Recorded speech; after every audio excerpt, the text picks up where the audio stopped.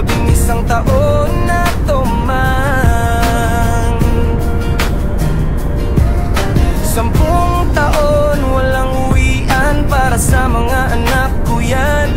Kahit sang katutak na problema, di ako sumuko man. Yeah, lakwat sa Romang yan men, Veta ng Farsay nung lumapag sa Riyadh City. Bitbit pangarap kahit init parang fiery.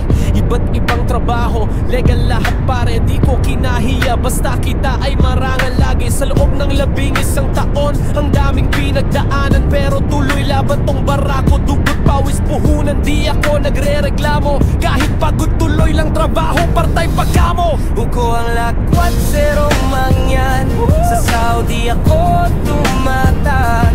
11 taon na tuman,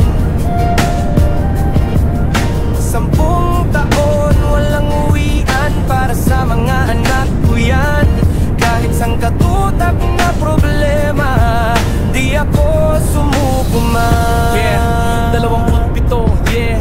Mga dumaan sa buhay, mga jowa, mga alaala, lahat may saysay, pero pamilya pa rin ang tunay na dahilan. Kaya kahit malayo, patuloy pa rin akong lumalaban. Umaga trabaho, sa gabi part-time grind. Pagod pero tuloy kasi peace of mind para sa mga anak ko. Gusto kong maiparamdam na si tatay di tumigil kahit sa disyerto ng Riyadh. Lakwat sa Romang yan, sa Saudi ako